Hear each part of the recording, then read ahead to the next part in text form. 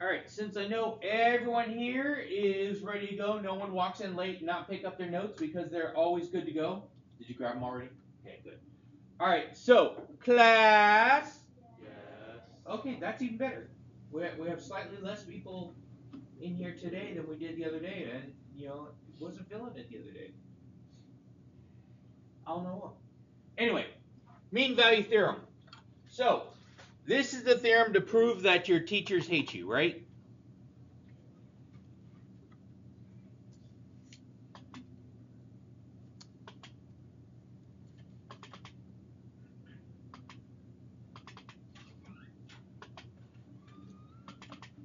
I can't get that spot where it's like halfway in between.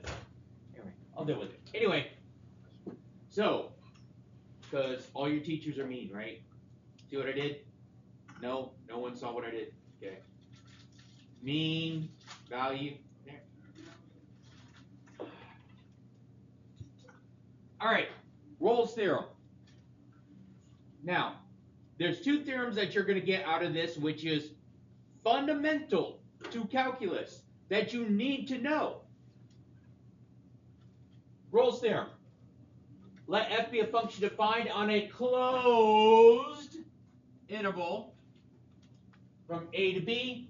If f is continuous on a to b, f is differentiable on a to b, and f of a is equal to f of b. So what does that part right there mean? Endpoints are the same. Endpoints are the same. That's important. Then there is at least one number c in the open interval that the derivative is going to be 0. The slope is going to be 0. Here is some. Where's my graphs? Oh, I thought I had graphs for this. I don't. Okay, here's an example. Okay, forgive my horrible graphs.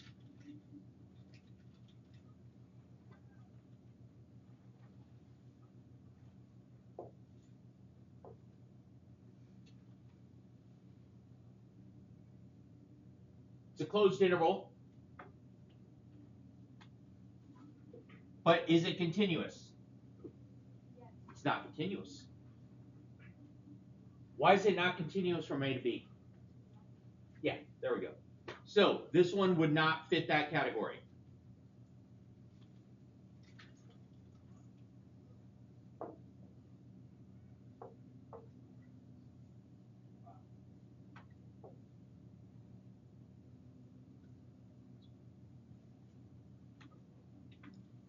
Is that one a closed interval? Is it continuous?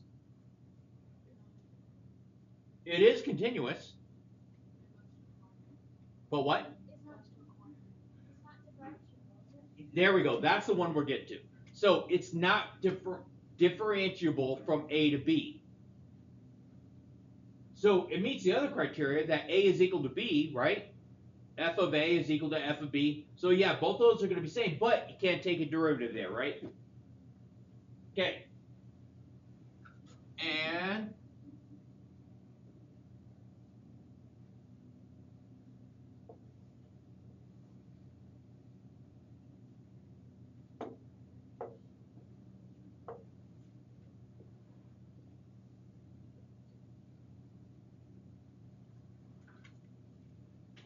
oh wait, hold on. Let me, bam, right there. I'll do that one right there. There.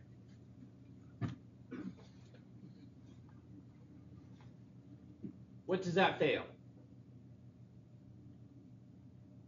It is equal. So it's closed interval, it's continuous, it's differentiable, but A is not f of A is not equal to f of B. Okay.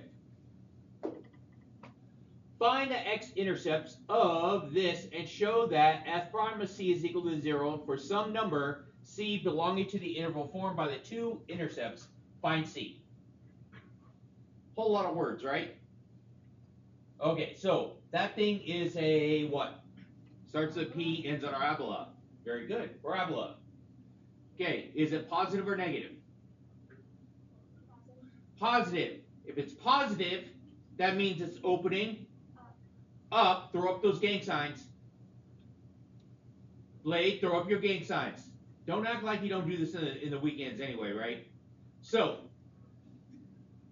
what does it tell me if I throw up that gang sign? Minimum. Very good. It has a minimum. Okay, that's important. That's just by reading the problem. Now let's go ahead and factor that, because I need to find the x-intercepts. X-intercepts. So factor that out. So f of x is equal to, what's that going to be? -2, -3?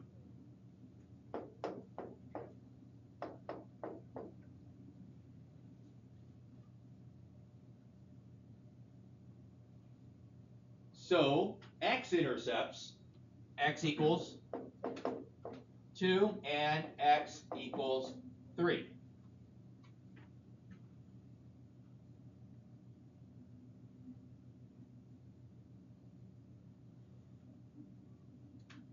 Yes? Good. All right.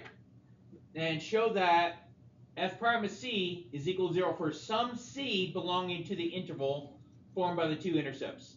Okay, so that means my interval is going to be from 2 to 3. So somewhere between there, it has to work. So let's take the derivative. F prime of x is equal to 2x minus 5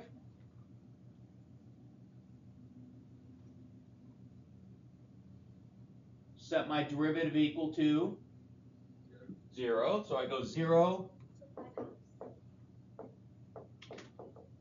and x equals 5/2. Okay. Now, is this my c value? Yes. Because 5/2 is 2.5. So my c, that means that it is going to be in between there. That's the value, given Rolle's theorem, that there is a slope of 0 somewhere in between those two.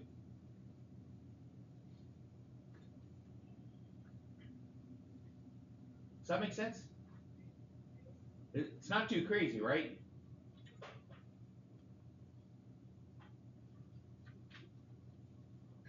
So you basically just found the critical point and then our critical value. Nope. Is it critical point? Start these right here. Factor the original function. Find the x-intercepts. X-intercepts, very good. Okay. And then I find the derivative. The derivative, I should have a value somewhere in between these two where my derivative is equal to 0. Okay.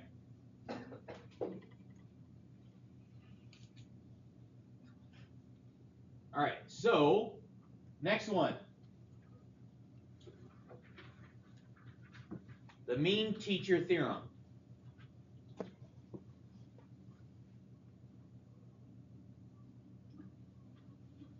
It's different than Rolle's. Okay, Rolle's says that it has to be equal on both ends. This one is not.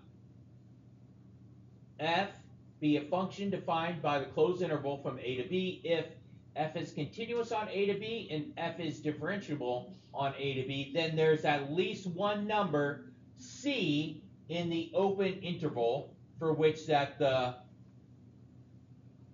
slope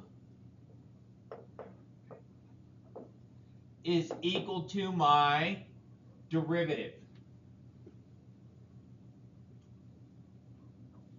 So the tangent line would be parallel to the.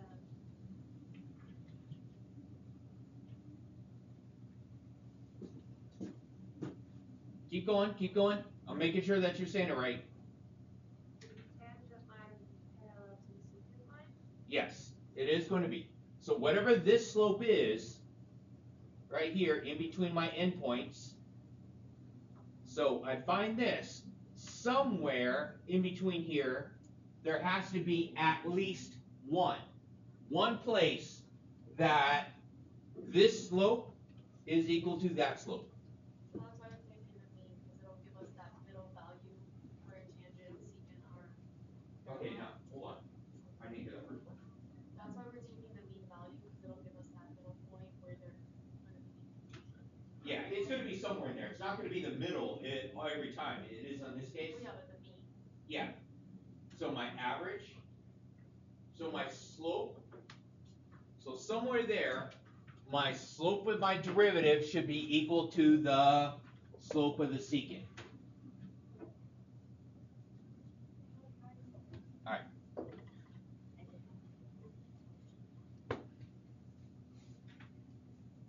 Now, let's take a look here.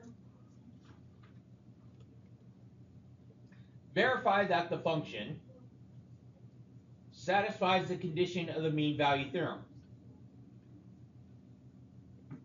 What do you think the first thing I should check is?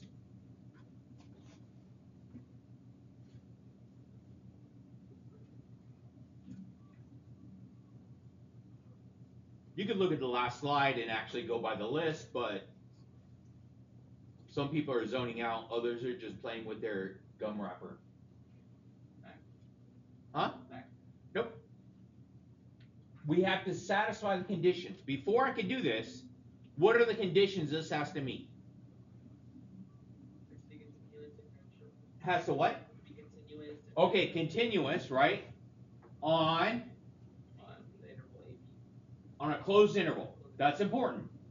Okay? So if you're writing out an answer, especially if it's on the free response, you better put that is continuous on a closed interval. Okay, keywords in that statement, continuous, closed. So is this going to be continuous on this closed interval? Yeah. X cubed, that's a continuous problem, right? There's no holes, there's no eyes or anything. Okay, is it a closed interval? Yeah. Both these ends are equal, that's important. Sometimes, just to mess with you, they'll change this to just be a less than. Just to mess with you. Because you have to know the definition. Okay, so we can take a derivative of the whole thing then, right?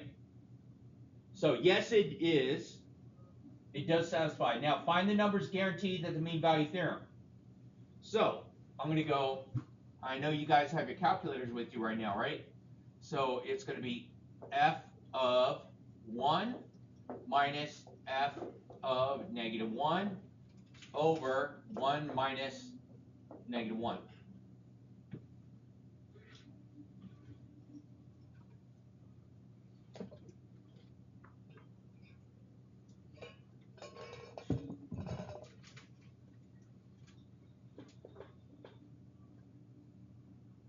Especially for those people that can't math yet. So calculators are important. It's almost like I keep telling you about the calculator because this is something you're going to have to know how to use.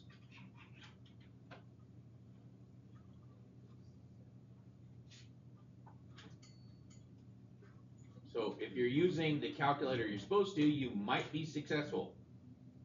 But if you're not, you're just pulling out whatever calculator. -5/2. -5/2? Yeah, I did that wrong. I don't know. Oh, you don't know the answer? Yeah. Oh, okay. That's why I'm asking you people to do it, and someone else to actually verify what you're doing. I thought you did. Because I've done many problems where I assume that is the answer, and it was completely wrong, and I have to go back and do it all over again. How do you store a function? Something to do with the store. Are you talking about like when we did it to actually do the function in the Scratchpad? Yeah. Okay, so go Scratchpad and then go Scratchpad one more time. It's gonna bring you the graph, and that's yeah. So then I typed it in. Yes, and then it's gonna graph it, and then you go back to the other Scratchpad. Yeah. and then you just use the function parse. It just Oh, changes this. yeah. So negative. Because you didn't put it in there first. Yes, I did. I just put it in. It's not there.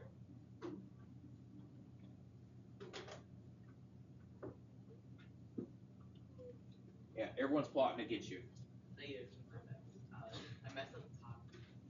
So you're saying it's Negative 2 because for what's it called?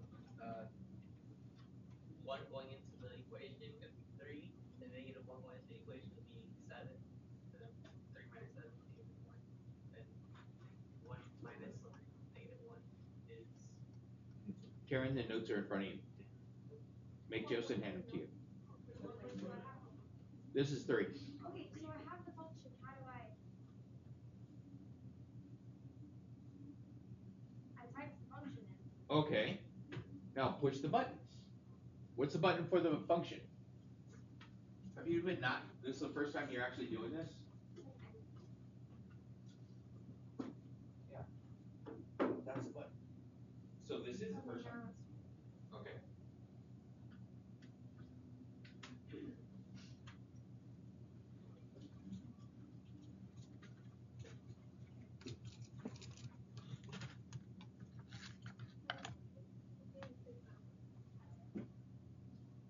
All right, we came up with negative 2. Just negative 2.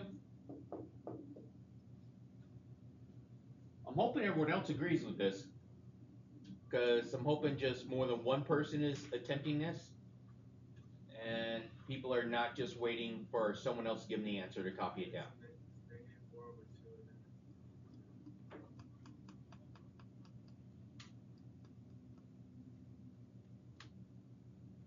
Try to get more people to actively participate and actually like do math.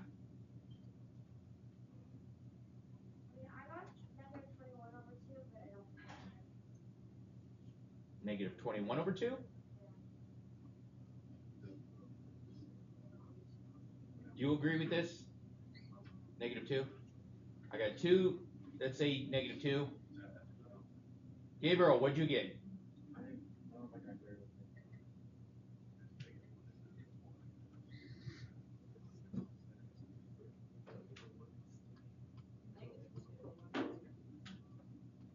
Just getting 2. Well, I flipped them around. I did f of negative 1 minus 1. Maybe I messed something up. F of negative 1 minus f of 1, then it should be negative 1 minus 1 on the bottom. Yeah. Oh, you didn't turn the calculator here too? Yes, that's why I have that there.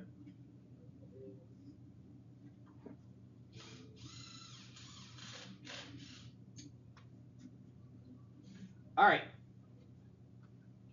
So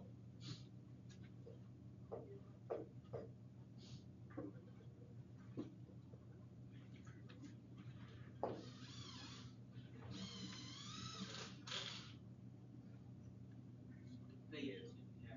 I just put it in like a little function. So again, the act of using this calculator is going to teach you how to use a calculator.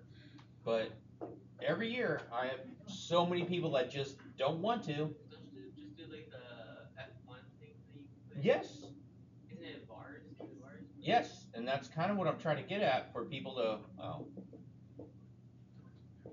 that this is like super important to learn how to use this.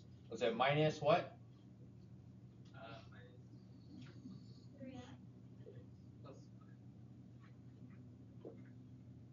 But, you know, what do I know? Go back over here, my bars button.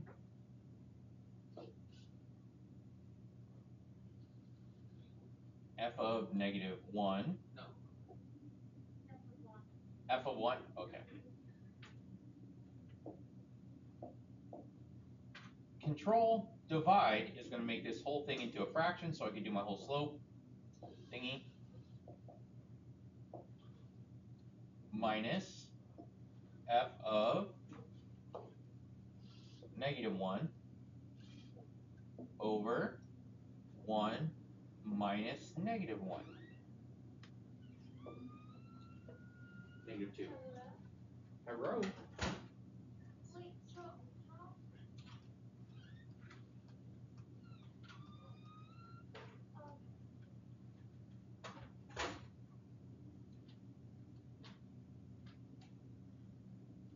Wait, mister. How do you put one again? How do I put what? How do you put F1 again? What buttons? That button, bars. Ah. So this is like super important to know how to do this. So it's almost like so important you should put it in your notes or anything. But no one wants to listen to me. It's alright. That was way too long to actually get to that point. Alright. So we know it's going to be negative 2. Find the numbers C guaranteed. So now I'm going to take the derivative, which is going to be 3x squared minus 3.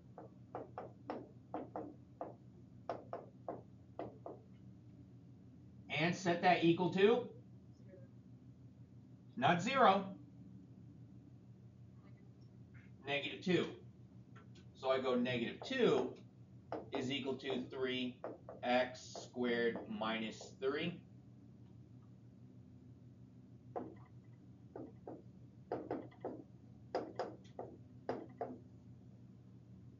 Add 3 to both sides, so I get 1 equals 3x squared. 1/3 equals x squared. X equals plus or minus square root of 1 over 3. And then if I rationalize it, it turns into rad 1 over rad 3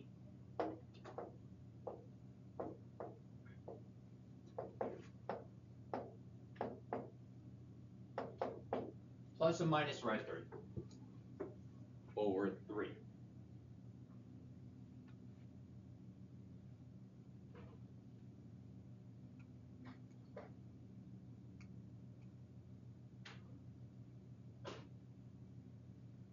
Now, does this satisfy my mean value theorem?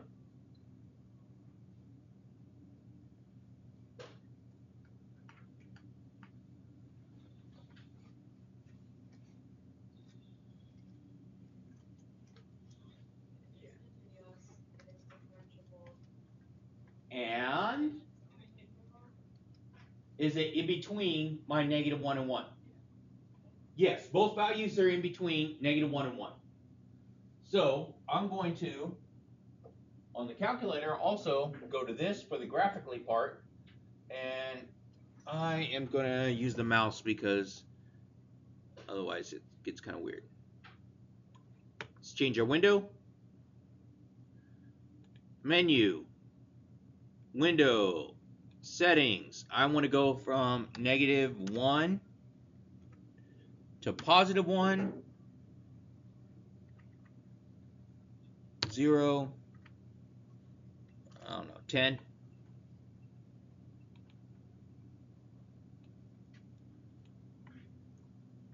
And this calculator is kind of smart, so if you are using this, menu, analyze graph, and I'm going to analyze dy dx.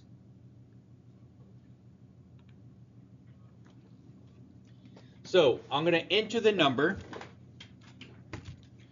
So positive rad 3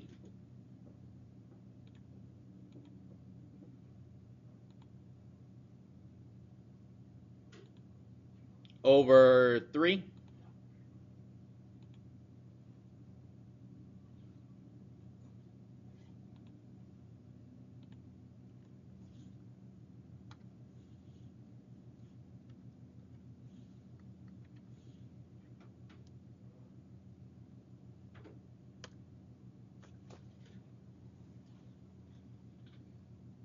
So right there, my slope is negative 2.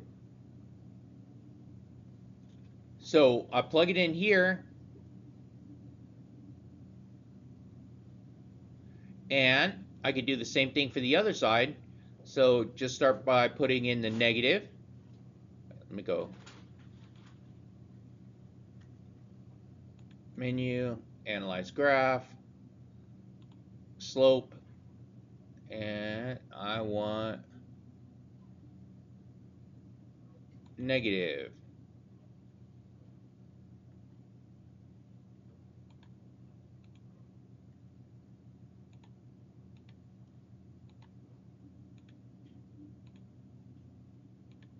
There we go. So those are my two places on my graph where my graph is equal to, my slope is equal to -2.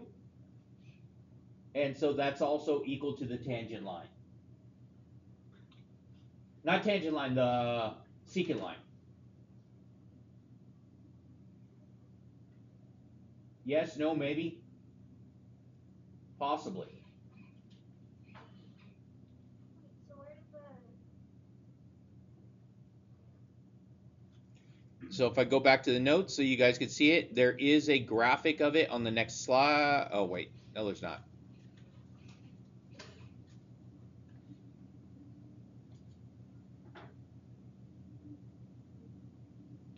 I thought there was a graph. I guess not. So I'm going to leave off here then. wait, Go ahead. A and B are not the same slope, right? A and B. Yeah, they're not the same slope. Give me a second. What? A and B? No, like A and B's in the points. Oh, they're not going to be equal. So it's not the same slope. A f of A is not equal to f of B. But is F prime of A? You're not going to get a derivative. F prime is a derivative of A. So, and you're not going to have that. Yeah, but is the slope of A, the slope of A isn't going to be the same as the slope of B. No. But then why would, We're drawing a secant line. yes, but when you did it, why did you find the 2 points where the slope was -2?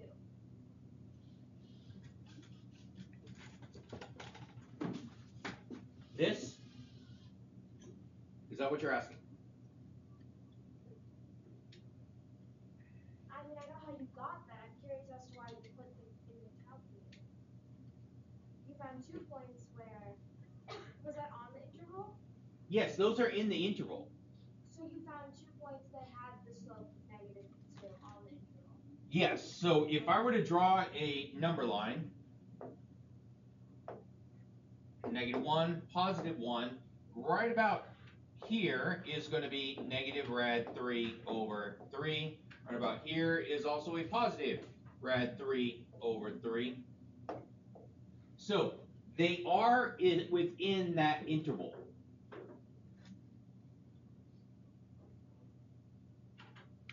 Okay.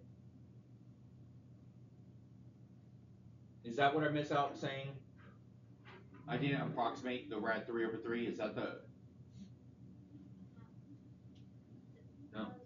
Okay. All right, we good? Maybe? Hopefully. Yes, no, maybe? Alrighty then. Okay, so make sure everyone's going to like, share, and subscribe, and you guys are going to start the problems today. So you can do the ones with the mean value theorem, and you can do the ones with the roll theorem, but the ones that actually have to do with the next example, if you get these ones here, rectilinear motion, don't worry about those. We'll do those on Monday.